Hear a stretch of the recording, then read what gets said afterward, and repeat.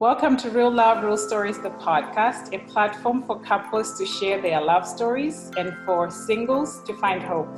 This is Kanu, I'm the host, and you are listening to episode number 9. And I want to introduce my couple for this episode. I have John and Eileen, and welcome to both of you, but where are you tuning in from? We're in Stanton, Virginia. Virginia, okay, great. So as you both know, this is a podcast about couples sharing their love stories. So yes. Why don't we start by, you guys sharing, how did your love journey begin?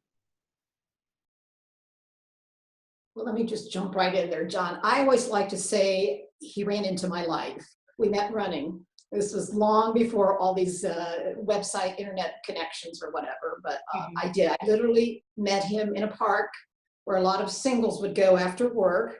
John was in the Army. I worked for the Department of the Army. And there was this lake that a lot of young singles would go to after work. And I saw him and I thought he had great legs. Oh. What do you he still has great legs. What do you recollect about how we first met? The road around the pond, it was a pond, and the road around the pond was 9/10 of a mile. And I was training for a marathon, and so I would run one direction and then I run the other. So I always ran where everybody walked or ran. I probably would have never met her, but sometimes I'd be running against the crowds. And I would see her, and we'd speak hello and whatever. But, we never introduced ourselves or anything like that at that time. Mm-hmm. No, nothing came of the initial, laying eyes on each other. That gets to be kind of a long story. He ended up asking a girlfriend of mine out initially, who used to walk with me. We gals walking. And of course, I was so angry with her because she knew I was interested in this guy, but for some reason, you all were sharing how to operate cameras or something. That's how you got to. That was a long time ago. Yeah, you blotted her out, I'm sure. That was Carol Sue. Yeah. And anyway, I don't remember what time frame went by. They didn't date for very long. She was a real woman's liver, would open the doors herself. And John is a Southern gentleman. So they didn't click very well. So sometime after this, I ended up locking my keys in my... Well, before that. Was there more? Before that, this girl had a party, and we weren't really going together. We just dated once or twice, but I was invited to the party, and Eileen was invited to the party also. And I think that was the first time that she knew my name, I knew hers. We introduced ourselves there. And at the park, we just recognized each other. Yeah, I've seen you before. Look familiar. But at that party, she knew, we introduced herself. I'm John, you're Eileen, that sort of stuff. So, yeah, go ahead. Okay, so to continue the story, we had met by then.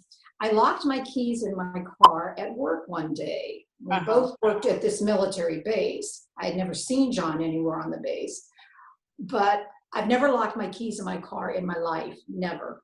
So I was delivering a letter of reprimand to the office he worked in, unbeknownst to me where he was working. I was delivering a letter to one of his student workers, summer hires. Yeah, those are regular people. Anyway, I was delivering this letter, and as soon as I closed the car door, I locked my keys in the car, and I couldn't believe I did that. So I went into this office and explained what had happened, and I think you just happened to walk through the reception area or something. Yes. And I explained my situation, and John, this was a prison, I guess you could say, confinement facility. John was a military policeman, and he said, well, I have lots of fellas back here in, how did he put it, in confinement that would be very happy to break into your car for you. But how about if I just take you home and you can get your extra set of keys? You have extra keys. So he did. And I think they said the type of car I had was very hard to get into. So that's when he said, this is getting along. But he took me home, got my extra set of car keys. We really hit it off just yakking in the car. And I asked her out. As a result of that. And so the rest of that became history. That's how we first met and got, dating and whatever. But like I said, he ran into my life initially, and he still has great legs, by the way. Right. Right. I love that. I love that. So, I love that you met running, because running is one of my loves. I've run several marathons. I've run several half marathons, and I know Katie runs too. So You yeah. keep it up. What happened? I don't run anymore. My knees don't allow, but John's still running. Oh yeah, that's awesome. So how many marathons, John, have you run? I've run 2 and a couple of half marathons, and on a whole bunch of 10Ks and 5Ks. Gotcha. Anymore, I just run for myself. I haven't exercised. It's been almost a year since I've run an organized race. Okay. And Eileen, have you run any marathons before? No, never had the desire. I saw what he had to go through, the discipline you people have to do that. I never had that, but I was definitely in the audience and, cheering on. And the Seattle Marathon that he was training for when we met was a miserable day, wet and cool. Oh, I bet.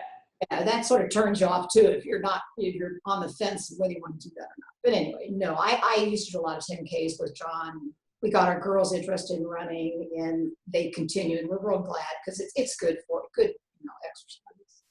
Yeah, no, that's exciting. Thank you. I'm just smiling because I love running, and just hearing that story of connecting first when you were running, and then, said that you locked your keys in the car, but it sounds like it was sort of meant to be, because then that's when you ran into each other and he asked you out. It was destiny, I believe. Yes, I think so. And what a gentleman, John, to say, let me take you home and you can get your extra set of keys. Yeah, and he has such an honest face. Today I think people would be a little more reluctant to say, oh yeah, give me a ride to get my keys. But back then, and I had seen him around with he had dated a friend. So he was a safe bet. And here we are 38 years later. Oh, that's so awesome. So did you mention that you were working at an Army base? Is that what I heard? Fort Lewis, Washington State. Okay. So home area. Yeah, so I think it's appropriate for me to say thank you for your service, right? You're welcome. Thank you. Yeah, no, absolutely. Thank you for your service. Yeah, and I'm so honored to hear that story. So he asked you out while you were driving to get your keys. So what was the first date like? That's great that you asked that, because we went to a restaurant, went out to dinner. It was overlooking Puget Sound. We had a window seat. It was a well-known restaurant in an old Victorian home in this little town near where we all live. And the reason I said it was interesting that you mentioned that, because on our 25th anniversary, we took the train and went back to where we had our first date, just out of sentimentality. And it was still there. And I think we even got the same table. I don't remember that. But yeah. Oh, is the restaurant still open to today? No, it's not. Well, it wasn't 10 years ago. I don't know about now. Oh, okay. In that area. Shortly after we were there 10 years ago, we'd heard where it had closed down. Actually, just within a year from the time we were very lucky it was still there on our 25th anniversary. Oh, yeah. I'm glad you got to go back at least one more time. Yeah. Yeah. So, okay. And then, so that was the first date. And then how long after that did you get engaged? Well, shortly after that, we had 1 or 2 or 3 dates, and then she disappeared for about a month. She went to visit her sister in Europe. Oh, okay. And then when she got back, I don't know how we got back together. We kept in touch as far as you knew when I was coming back. As far as when I got back and we started dating again, how do you remember how long? I know it was November when we got engaged. Yes. And we met in the early springtime, summertime. Yeah. Mm-hmm. It wasn't really long. I was 28 years old when I got married. John, a year younger. When you wait that long, you have a pretty good idea what you're looking for. Right. I had kind of given up. I thought they stopped making that model. I had many friends divorced. I thought John was too good to be true. So I was, kept wanting to be sure that this wasn't all a big act. My little sister, who was living with me at the time, was so impressed with this guy. I was sick at one point, and he brought a big bag of oranges because I had a cold. And she said, Eileen, if you don't snag that guy, I will. So that kind of registered with me. I don't remember, do you, John, how soon that you actually proposed? I know it was in November that same year. Yeah, we ran the marathon in November. You ran the marathon. I can't remember if it was just before we ran the marathon or just after. Okay.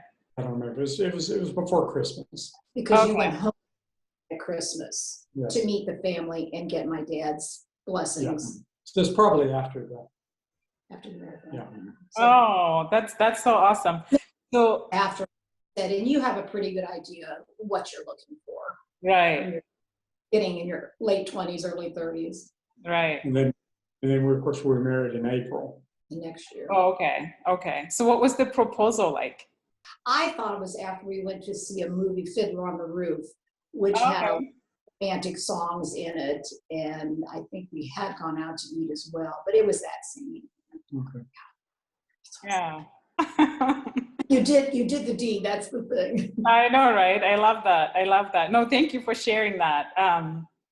So if I may ask, so since you've been married for 38 years, what are some of the things that you deal with each other? Like I always ask this question about, little annoyances that you deal with as a couple that, you probably wouldn't deal with if you were not in love. There's always going to be little things. You just rise above. I feel like John doesn't always listen, but now that he's retired, it's gotten a lot better. He's been retired for a few months now. Congratulations. Thank you. And now you certainly have things that Well, we just got to remember we're on the same side. We're not against each other. We're with each other. Right. And we're different people. We become more alike the longer we're married, because you're just with somebody all the time. But you still got to recognize even that there are two different people and you have different likes and dislikes, and in some cases you grin and bear it. Other times, we go separate ways. Depends on what the issue is or whatever. Overall, we do a lot of stuff together, and we exercise every day together, just about. We love to hike, we cross-country ski, we bike a lot, although it's a lot hillier here than it was in Iowa. So I'm having some trouble with that. They say that couples who exercise together stay very long together, right? I think there's truth to that. Yeah. So what are maybe one quality that you love about each other? I love John's sense of humor. I always have from the very beginning. And there's so many times where he can be so deadpan, and he gets me. After these many years, I'll fall for some of these things. He was good about doing that to my mom too, Sense of humor would be a major one. Okay. What about you, John? Her ability to understand my sense of humor. Oh, that's good. No, I know where she stands on things, and we have a lot of mutual interest and things like that, and we just work well together. Yeah. You just have to be able to talk about things, don't let it fester. Communication is really important, respect. Mm-hmm. Yeah, absolutely. People say that all the time, but that's true with us. Yeah, and I want to congratulate you also because you have a daughter who's getting married, Katie, my friend. So I normally ask about what advice you would have for single people like me, but I think I want to switch it up a little bit and say, what advice would you have for, couples like your daughter who's getting married next month? So as a couple that's been together for that long, what advice would you have for young couples like Katie and Micah? Well, you need to know somebody long enough to know them. I mean, you hear these stories of love at first sight. I don't know if that's really true or not. You got to know somebody. Right. You don't spend 15 years trying to know somebody. That's going to come automatically when you get married. But remember, and I also remember that everybody has their own preferences or whatever, and you got to respect that. Right. And so tolerance, I guess, would be. And my additional comment to that is, never go to bed mad if you possibly can help it. Your mate is not a mind reader. They're not going to know if there's something, bothering you if you don't let them know, unless you're one of these that it blows up and I have a shorter fuse than John. But the advice to Katie and Micah would be, communicate with each other. Give that other person their space when it's needed. Right. Doesn't mean they don't love you, but respect their boundaries and whatever. It still can work. It really can. You just need to talk to each other and work things out. Right. It pays off in the long run.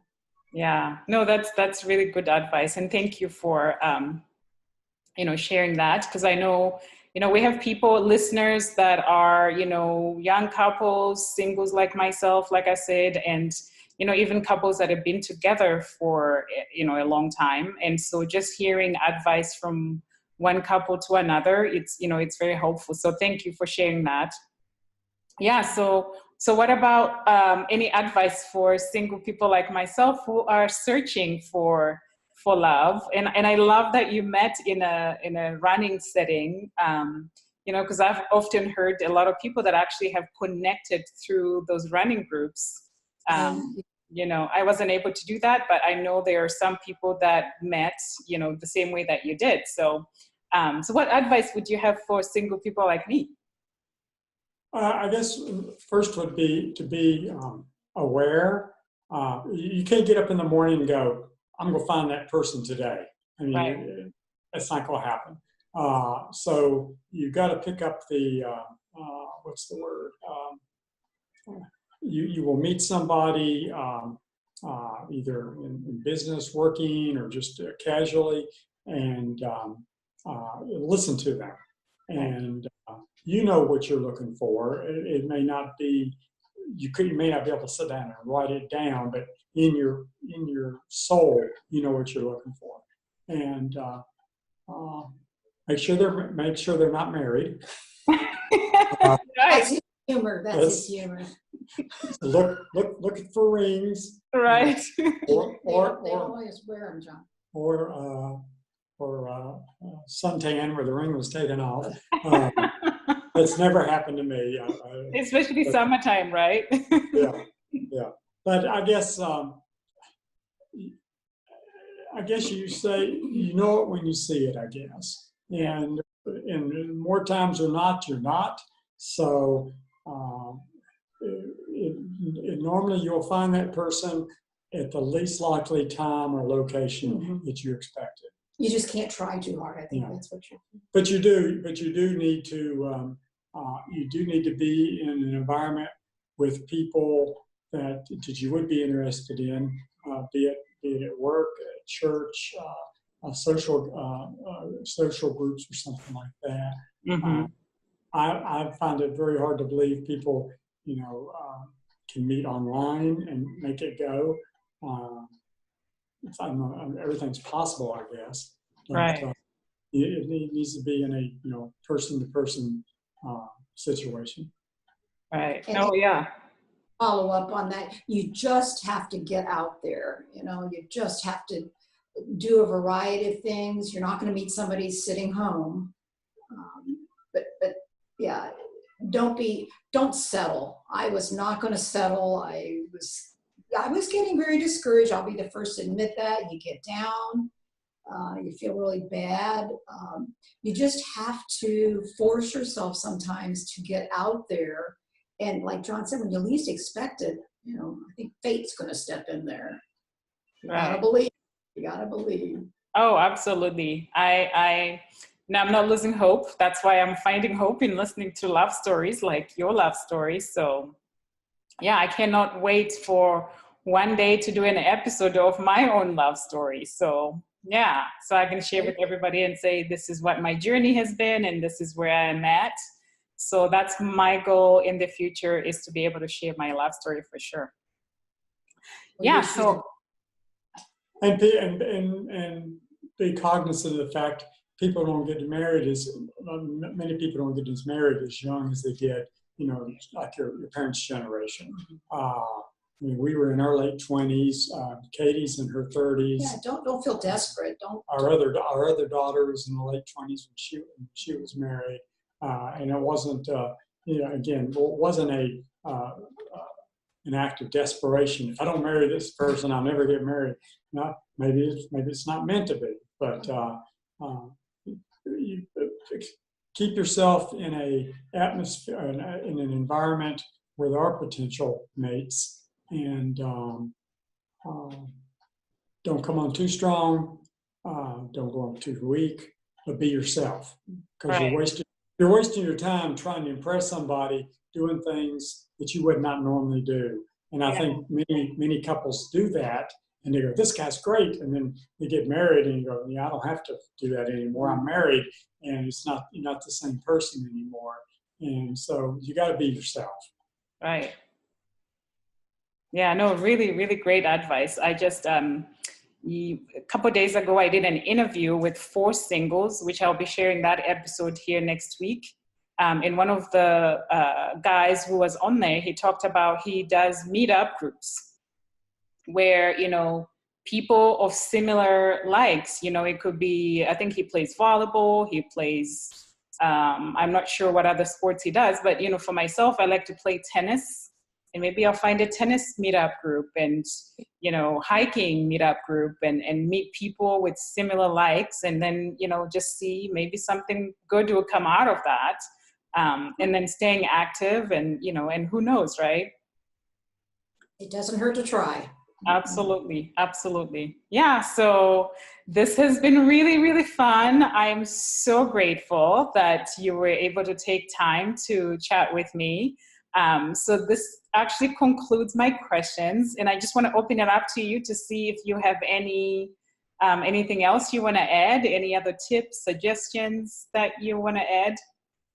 Well, if you ever accidentally lock your car keys in your car, make sure you do have an extra set at home. Yes. I couldn't have said that any better.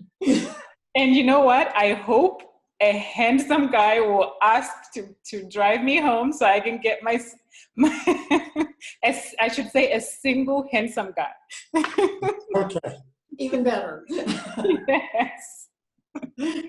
Well, oh my God. We'll find out from Katie if this is all worked out for you. So we wish you the best. Yeah, absolutely. Absolutely. So thank you so much for taking time to chat with me. I really appreciate it. Thanks for tuning in to this week's episode. I really hope you enjoyed it. Do you have a love story, or do you know somebody with a love story? If so, shoot me an email, kanukayi@gmail.com. Please go to my YouTube channel, Real Love, Real Stories Podcast, and subscribe. And also follow me on Instagram and Facebook, Real Love, Real Stories. Till next time.